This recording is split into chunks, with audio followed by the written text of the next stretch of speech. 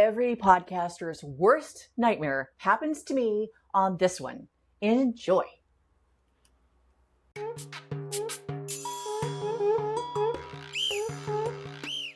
Okay. All right.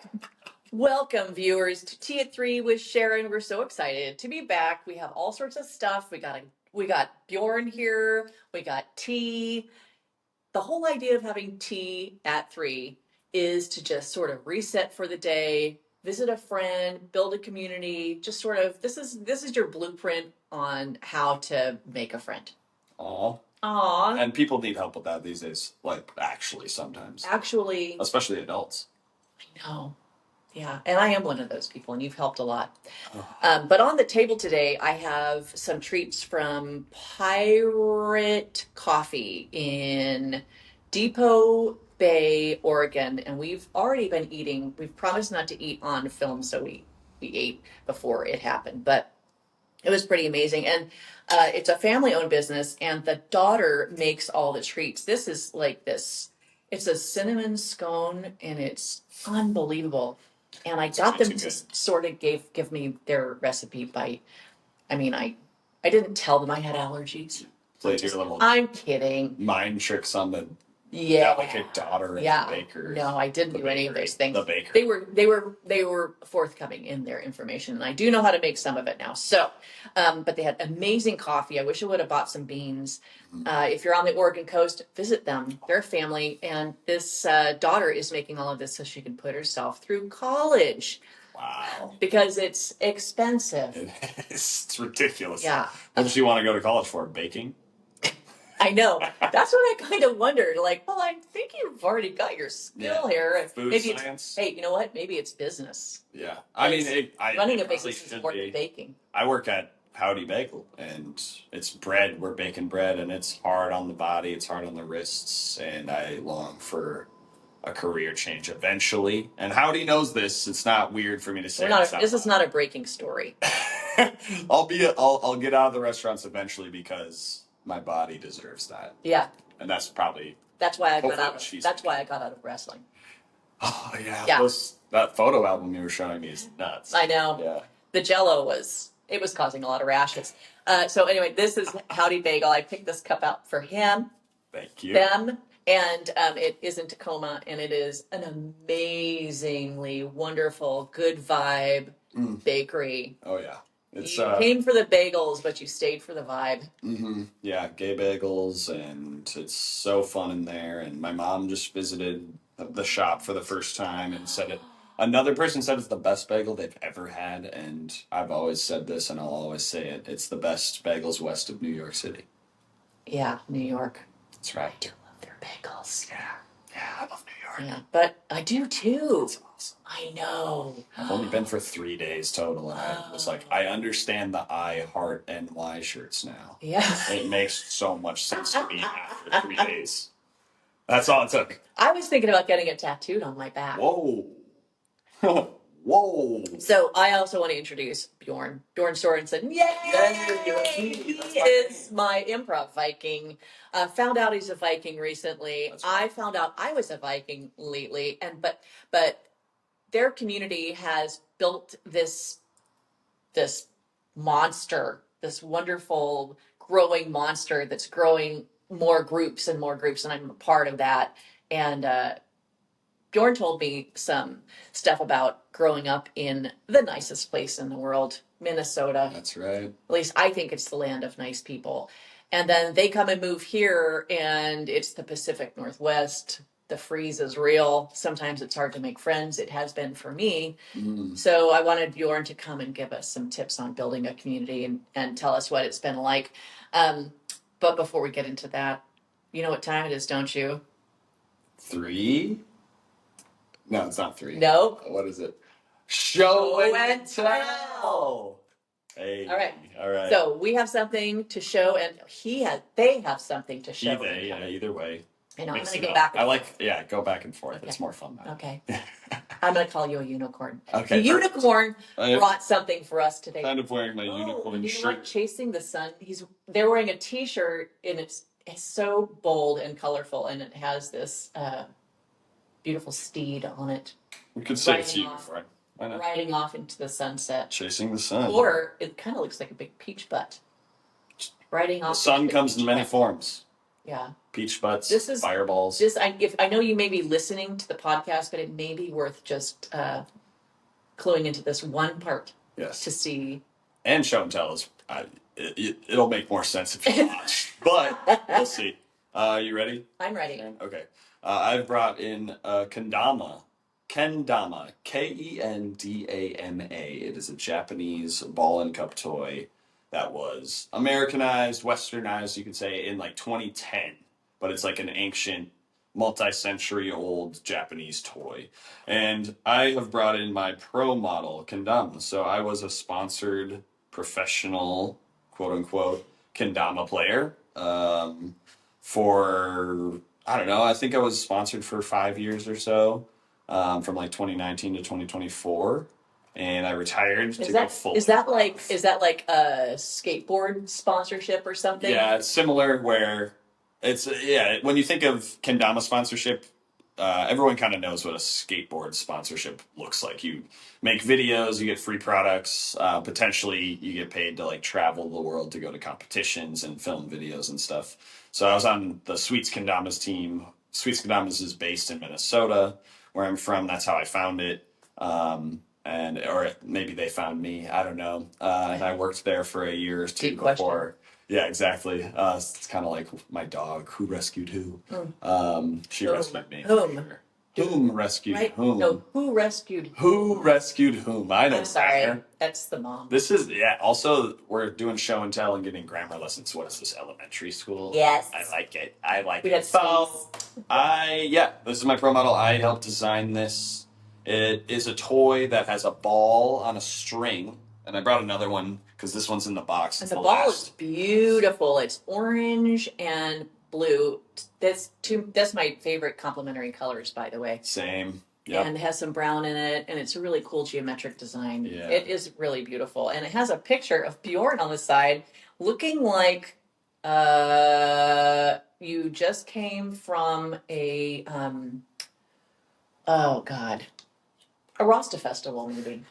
Rasta festival. How much is a festival? Like, it's kind of an eclectic fit, eccentric fit.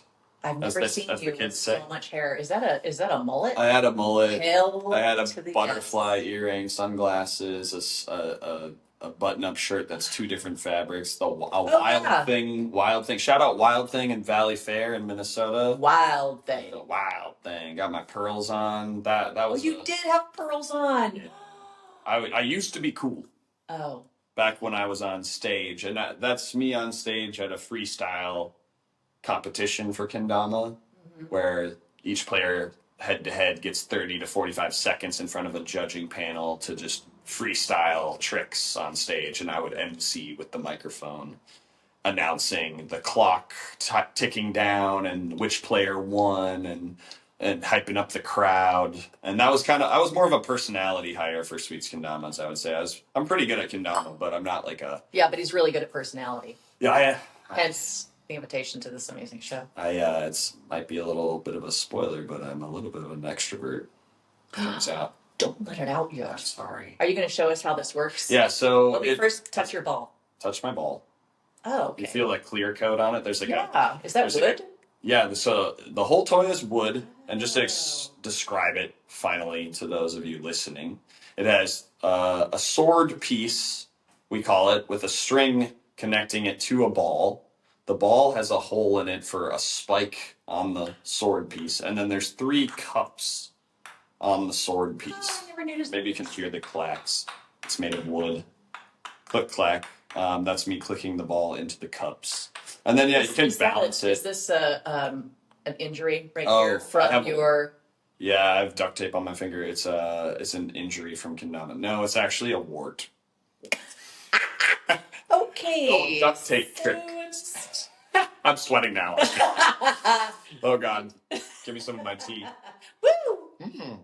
So, you can do tricks with it. I'll do just some basic Wow. toss the ball up and try to catch it on the cups. That's not easy at a table. This is We're doing close angle, and then you try to 3 with breakable dishes, and he's not afraid. It's okay, no. He I can know do that. it. I know. He knows it. And you can pull it up to spike. Wow. So you spike the hole in the ball. There's a ton of different tricks. I challenge all of you that are listening to just Google kendama, Kendama, see what you like about it. There's guys dancing with it.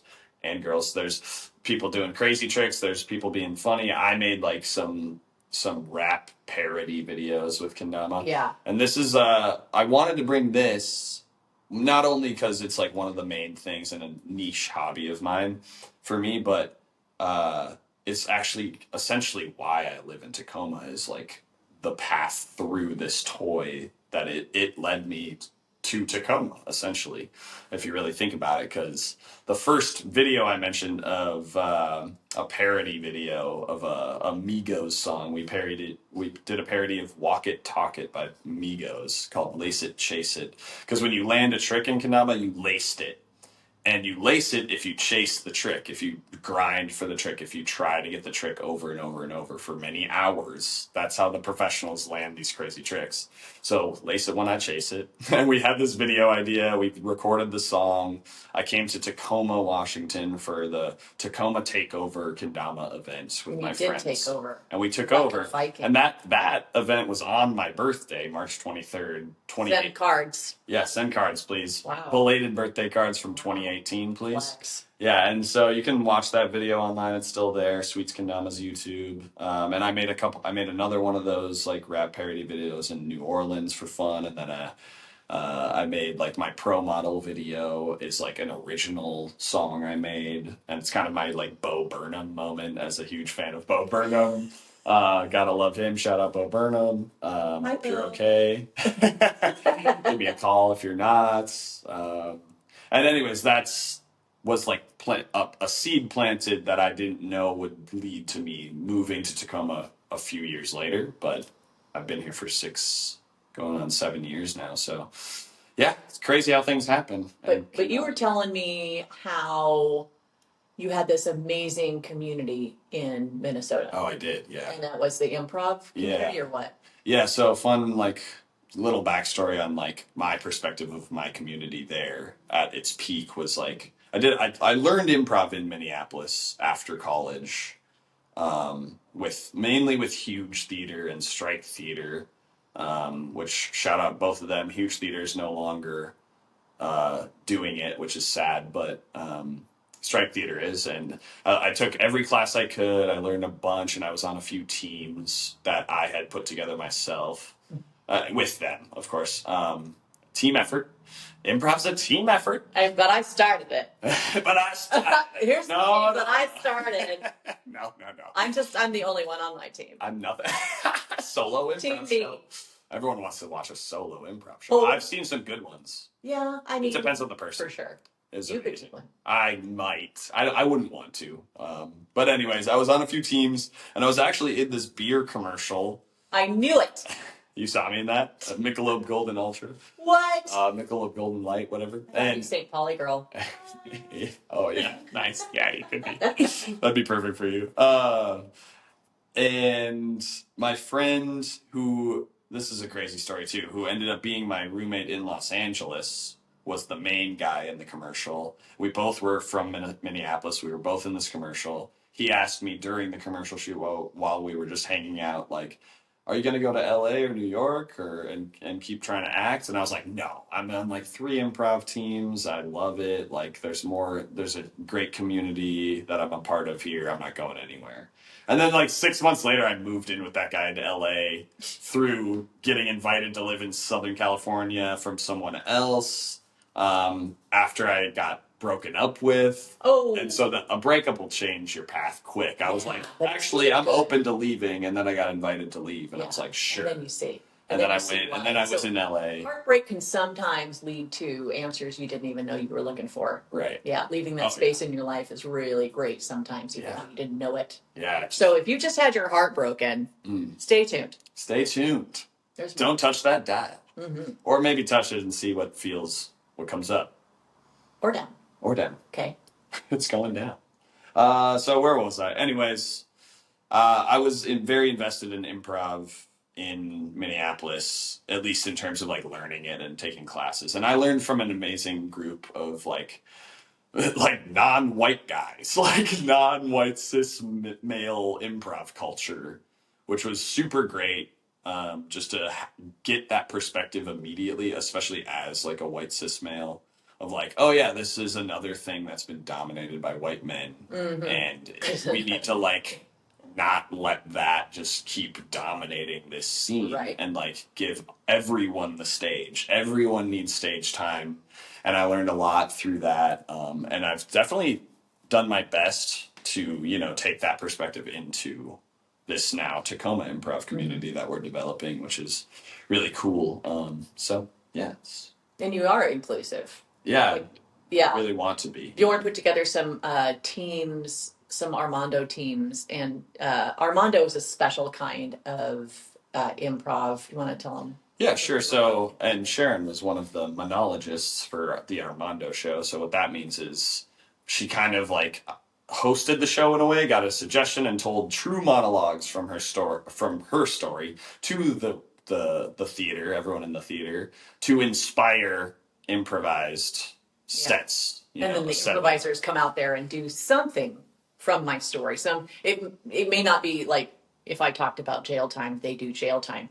But maybe I talk about jail time and they like, I don't know, I really like wearing stripes. Yeah. Right. It's just gateways. By the way, I just made that up. Yes, you're an improviser. High five. Let's go. Wow, it's hot. You've learned well. It's really hot. I'm sweating. I don't mind. Yeah. Sweat's magic. It is. Sweat is magic, everybody. Ever glistening. And smelling. That's right. Maybe it's Maybelline. Maybe it's sweat. I think it's... Don't hate me because I'm beautiful. Hey, onions make you beautiful. Now we're just saying random shit. Oh, okay. All right. I was ready to get an onion.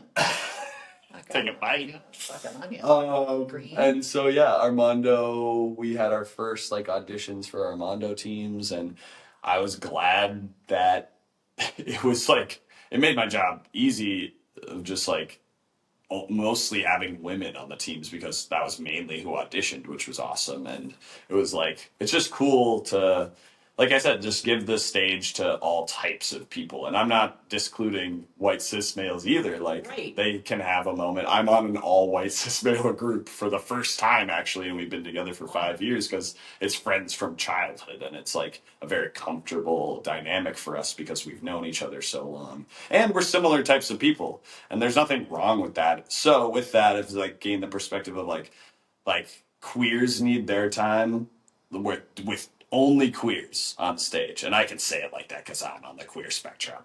And then like people of color need like their time you can't on stage. Say that. I can't say that because you're purely pink.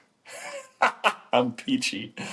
Oh, I'm pale. I'm fair. Peachy people out there. But you know what I mean. And like that does make a difference. Like I love a set of improv with only women, where there is a difference in energy, generally speaking, of men and women, right? So like when it's only women, it's a different energy that is like available on stage, and there's just like because they're talking about their periods. I hope so. That's the most interesting shit. Yeah. Honestly, it's so interesting to me.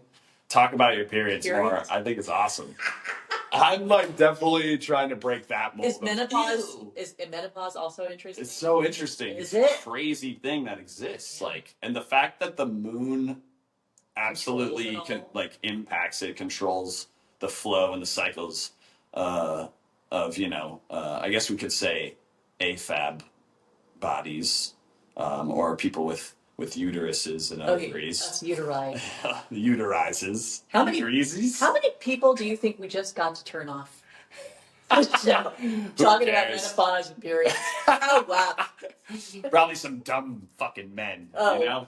You know what? I love men. I love men, too. I gave birth to a man. Nice. I sleep with a man. Nice. And I love men. I love men, too. I've done some men's work as well. Yeah. Which is... I love culty stuff. Oh, dude, not me quite too. Cults, but cults. Like, improv's a cult. Shout out CrossFit. Woo, woo. CrossFit's a cult. Kendama's a bit of a cult. AA. That's a good one. AA is a great cult. Everyone finds God with AA. You got it. It's part of the rules. Which is a good... I love it. I love I love that that exists for people, you know, it's awesome. And I love gatherings. I go to Center for Spiritual Living as much as I can in Tacoma. It's like a non-religious church, basically. Yeah, we tried, me and my partner, and by the way, we don't say his name on the show. Okay. He doesn't like it because he's embarrassed of it. His name is Nancy. It's so beautiful. Hey, you weren't supposed to say it. We were trying out different churches, and we tried a Buddhist place and Episcopal. Pescatarian. Yeah, Just vegetarian. Eating eggs. There was fish. there was the utilitarian. He loved that one. Utilitarian. And what we've decided is it's not for us. And I do not have a problem with churches and people that are going to churches, and that's why I was looking for one, but I didn't find one that suited me. Yeah. So what we found is that we really like Stoicism. Yeah. Which is a wonderful philosophy, and we do Stoic readings every morning and talk about life. Oh, it's awesome. I know, man. man. Reading Stoicism in the morning. Oh my God. It's like, and to be a part of a partnership with somebody who's also willing to grow and expand their mind is important. It is important. I was going to say a gift, but I guess it is important. Like, you should all do that. Yeah. I just thought I was lucky to get it. Yeah, but that's something that you should seek. Yeah. For sure. Is a relationship with someone who wants to grow in their brain. And stimulate, those. And stimulate you. And stimulate you in many ways. Why not? But my kids are watching right now, and I'm not stimulated, kids. Don't worry. Not right now. Mom. Nope. Not Mom. Never been stimulated in my life. So far to your kids, you don't think about her period or menopause. No. Or stimulation. No. Don't. Even though it's interesting. No, but it's not. Everybody's turning off the radio. No, did I just say radio? Boomer. Yeah, boomer. Oh man. Last year the boomers, 64. I'm a millennial. Say don't hit pause on your iPod video. Okay, keep it playing. Turn it up. Do the circle to the right. Turn that shit up. Oh my God. I love those things. Yes. Shout out iPods before Apple became a huge cult.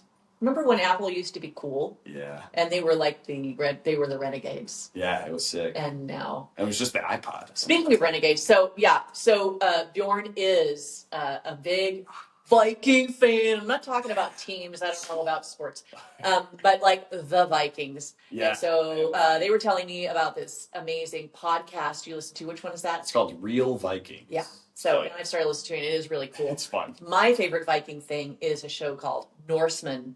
And I cannot get enough people to watch this show. It is insane. It was filmed in Norwegian and then also in English or American. American, yeah. Get the redcoats out of there. This is American, and I'm America. Do you speak American? I do speak American. Very nice. I do speak American. Oh, very good. But it is the best show, and it is actually very accurate, I'm told. Cool. Historically. Nice. But the timing on their comedy is like... There's comedy, too. It's like... The Vikings were comedians. Do you remember? Yeah. Well, Norwegians are funny. Oh, for sure. So I just found out I was Norwegian. What? I spent my whole life being Irish. So you got diagnosed Norwegian. Basically. Congrats. Unwilling. But I'm happy now, on the other side of being Irish. So I spent my whole life being Irish. We went to my mom and my aunt took us to Ireland to go see our castles that we allegedly lived in. My aunt wrote this long history book about how, all this Irish stuff. We know our, the coat of arms, the story behind it. The name was Barry, allegedly related to John Barry, father of the American Navy. All this history stuff and like through the 90s when everybody was doing the step dancing stuff, what was that? River dancing. I was totally into it. Listened to all the Ashley McIsaac music and had an Irish wedding with bagpipes and the whole deal. Named my kids Irish names. Sean, Katie, Kathleen, and got an Irish tattoo. Nice. Yeah, okay. I got a little shamrock on my back. No. One leaf for each one of my kids. That's the whole thing. And I was so Irish and proud of being Irish. I watched all the Irish movies, In the Name of the Father. And I mean, Ireland's badass. It is. St. Patrick's Day was off the hook. With my kids, Yeah. I would, now spoiler alert, if there's a child listening, cover their ears or take them out of the room or give them Benadryl or whatever it takes. Benadryl. We had this is what I made up for my kids and I told them this only happened to us because we were Irish and their friends really weren't. Mm-hmm. And the leprechauns would come at night and they would take all of their shoes and they would throw in the bathtub and they'd put potatoes in all of the shoes and they would hide shit. They would also pee in the toilet and make the water green, and they would make the milk for the cereal green also. So you're pouring out and you're like, what is those dirty, But as an apology, they would always leave a gold dollar under the pillow. Oh, nice. Yeah. But, and then fast forward to about 4 years ago, I was 59 years old, and my partner says to me, you should do one of those DNA tests. So, I don't need to, because my family wrote the book. Right. I know everything about my family. He goes, yeah, but still, you should just do it. So I did it. Which one? 23andMe. I did it too. We're screwed. They're going to try to clone us. Oh, they can go ahead and clone me. I think that'd be a good move. I think I'm a good person. I'm optimistic. I have nice hair.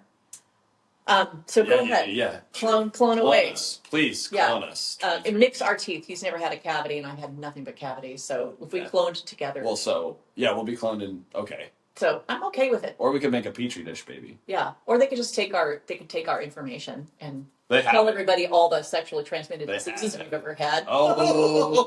No. I'm not even kidding. Yeah, I've almost had two of them tested. I'm telling you, I was in the 80s, so what can I say? Your what kids can I say? Oh, right. Okay, kids. Don't try this at home. I could put I'll put a boop, boop, like a light before I say something. Trigger warning. Trigger warning for Sharon's children specifically. Right. Or whoever, I'll do or a white cis male trigger warning. White cis male? Why do you have it against the white cis males? Who doesn't have it against the white cis males? Yeah. I'm in love with one, and he is a wonderful person. Yeah, and I gave birth to one, and he is a wonderful person. You're a wonderful person. The blanket decisions don't make sense. It's everything's nuanced. Yeah. Anytime anything is generalized for me, I hate it. Yeah. Don't put anybody in a pocket. It's not the way I was raised. It's not the way. No. And then it leads to less. What's that? What was I talking about? Oh, like how you became Norwegian. Oh, right. I'm also Irish. Okay, well, lucky you. So I got my test back, and I was 1.3% Irish. Wow, that is so masculine. I am telling you that I looked in the mirror at myself for 6 months and going, who am I? I had a huge identity crisis. My name is Sharon, for God's sakes. What does this mean? So I'm Scottish and I'm Norwegian. I see. Scottish. Close. Yeah, I think much different apparently. Yeah, I mean the Scots and the Norwegians, they did a lot of stuff. They took over things. I mean, I'm kind of a Viking because I'm kind of an asshole. I mean, Vikings were kind of assholes. Yeah, they're violent and they didn't have to be violent. They're like, no, if you work with us, we're going to be fine. If you don't, until they just decided, you know what, we're going to kill you anyways, because they did that too. See, and they made friends just for leverage, and then they might kill. Oh my God, I think I do that. Oh, we're Vikings. Same. I'm only here for the clout. I'm only here for him. That's right. I just want to be his favorite. I just want another practice on the podcast. Bjorn's the teacher, and I want to be his favorite. I always want to be the teacher's favorite. You've always been my favorite, and I don't say that to every student. He does say it to every student. I say it to every single student. Such a whore. He's a compliment. I'm a little whore. I do have a bucket hat that says whore on it for when I'm really feeling that way. Oh, you're so lucky. I saw a jacket that was way too small that I wanted to buy that said cunty on it. I'm like, oh. You could definitely dig that. Yeah. I could rock a cunty jacket. Oh, kids. You're so cunty. Again, back up. I'm sorry that Mom said cunty in front of you. Except to Gwen, you understand cunty. Gwen understands cunty. Don't you? If they're weak, they're weak. It's their problem. That's right. Only the strong survive. And that is also very Viking-y. It's very Viking-y. Look at them. They were so badass. It's funny, I'm like, no wars. Please. We don't need war. But and then I listen to the Real Vikings podcast and I'm like, they're talking about them throwing battle axes at people and you're like, yeah. I'm like, so sick. I know. That's a problem. Because deep down inside, we're just cave animals. Yeah, we're just animals. We really are cave animals. I'm totally a caveman. It's such a crazy existence. I'm really close to Neanderthals. Yeah, you're very. Do you have Neanderthal as well? I do. Nice. Yeah. Me and my so partner, tall. Marcy, whatever his name is. Marcy, yeah. Marcy's Playground. And Marcy I was Playground taller. is another hometown shout out for me. Really? Yeah, I lived right by Marcy Park in Minneapolis, which is smells sex and chocolate. Smecks, sex and candy. Oh, not chocolate. You know Chocolate is candy. That's hilarious. Yeah. That was a different song. Sex and chocolate. Those are for people who are really into anal. Oh, shout out to all y'all. Hey, yo. butthole lovers. Yeah. Who doesn't love a little brown star? I don't. Oh, okay. Fair. But we love pooping. We do. We do. Thanks, Pirate Bakery, for the future poo. Totally. Everything's just poop machine. Yeah, seriously. That is going to make a good poop. That was like a 5-pound. How many people are turning off the podcast right now? I don't care. They're probably like... You don't care. It's not your damn. They're probably doing something with their hands and can't change the dial. Right. They're pooping. Or pooping. Oh, shout out for everybody sitting on your toilet right now. Oh, for sure. Hey, try something new. Lean back instead of forward. This is my tip. Raise the knees above the hips. It's so nice to get a bidet. Also, if I ever had a podcast like you, I would want sponsors, and I would need a bidet sponsor because I truly believe in bidets. Wow. Yeah. What kind of sponsor do you think I should have? I mean, bidets at this point, but what do you want? What do I want? What thing do you want to use? Well, I love tea. Hey. And bakeries, but I like to highlight bakeries. That'd be perfect. You could get provided your little treats and... Yeah, it's really adding up. I mean... So shit. All these sweets, you're barely... No. You're scraping. You know what? You know who I would like to be my sponsor is GLP-1 drugs. Please. GLP-1? Yes, please. Sponsor me. Please. Okay, so back to you. Back to me. Tell me... I don't know. I mean, I know what a big group person you are, but what about like single quality friendships? Oh. Do you have a lot of those or a few of those? Yeah, I have a lot of those. How do you make a friend and keep a friend for someone who doesn't have too many? I mean, not me. I mean, I'm so popular. Yeah, I think, the classic answer these days is vulnerability, because it's like, and what does that mean? I mean, it means like reaching out when you actually have the thought to reach out and not holding that back. God. And just call.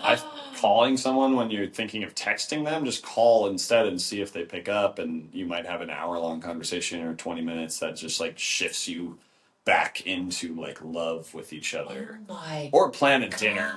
I like planning dinners. I have a great friend, Cooper, in Tacoma, and Cooper especially loves one-on-ones, and I also love them. And I want them with every one of my friends, but it's almost the problem of having too many friends, of just like, and they're in different places in the world. And, I love going on a trip. Like, I went to Greece last summer and visited my childhood best friend, and it was pretty much one-on-one time. How do you keep track of your And his girlfriend was third-wheeling for us. How do I keep track of my friends? They just... like from school. I mean, they're just people that, again, like, and this is kind of an improv brain thing too, where you kind of just trust, like, what comes into your awareness is worth pursuing. And so when I think of someone, I think of them and I do something about it rather than just think of them. Even if that's like a prayer or whatever of like, hey, like, what's up, Ray? Like, thinking about you. Send some good love. And I believe in the unseen. Me too. In ways. So I think prayer, in a way, does impact something. It's probably not consciously noticed at all, though. So the value of that is up to you. But to me, there's value in that. So even that works if I don't have a chance to call. But I love calling a friend and making a plan. Making plans, baby. So I have a hard time making phone calls. You know why? It's a good question. But I think there's a lot of us out there. Yeah. And I really hate using the phone. I will have to psych myself up to it. Mm-hmm. And sometimes I'll have to have a reward system at the end. Like, okay, I'm going to make this phone call. And then at the end, I get this cookie. Yeah. Yeah. It may not be a literal cookie, but you know what I mean? But it's like, I don't know why it's so freaky for me. I feel like maybe on the other side of the phone, this is my sick brain. I feel like on the other side of the phone, they're like, oh, hi, Sharon. It's so nice to hear your voice. But their hands are like making that like squawking, like talking puppet thing, and they're like making faces like, "Oh my God, it's her again." Because you can't see them. Yeah, because I can't see them, and I need to see your brain face. is like because freaking out. Yeah, with empath, I can empath with you when I can see your face, but if I can't, like if I go like this, I don't even know what's going on behind me. If I'm not looking at you, I can't. I don't trust.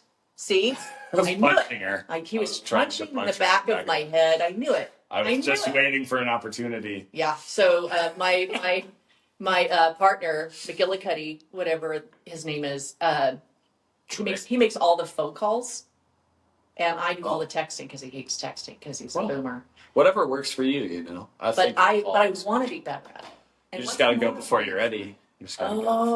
Man. Okay, so that's the name of our improv class group that he put together. Go before you're ready, improv. Yeah, so that's what brought me to Bjorn was that was a great class, and then I made a bunch of friends, and then I took another class and made more friends, and then I took some of those friends and I made my own group. Then we grabbed more friends and we made them part of that group, and so now we have a short form improv group that practices every week, and it's made up of people. We specifically decided to get people who are not alike as much as possible, without like going out and recruiting, someone from another country. Right. Like, hey, we'd love to buy your ticket from, Istanbul. Come on over. But from the pool that we have to select from, we chose people who are different age, different sex, different sexual orientation, different vibe, different, just so we could have we have one person who's like a quiet closer, and then we have another one who's like spectacularly on it all the time. And we have somebody who's very organized, and and then I exude confidence even though I don't have any. So we've got like all these different things brought together into this group, and that's what makes my group. Yeah, it's awesome. And this is like the dream of the improv program is people get inspired, they meet each other, they make new friends, they make new groups of just doing something together. And then the camera died. I didn't know it because it wasn't facing me. The camera was facing my cameraman, who I told to leave because I didn't need him anymore. So the camera just died, and we kept talking for at least 10 more minutes. I don't even know what it was about. I'm sure it was very important. But I learned 3 lessons, and I hope I never forget them. Number 1, always set do not disturb on your phone. Number 2, always charge to 100%, not 75%, Sharon. Don't be a 75% person. And also watch yourself while you're recording, even though it is really humbling. Thanks for watching. Please like and subscribe. It means the world to me. Thank you.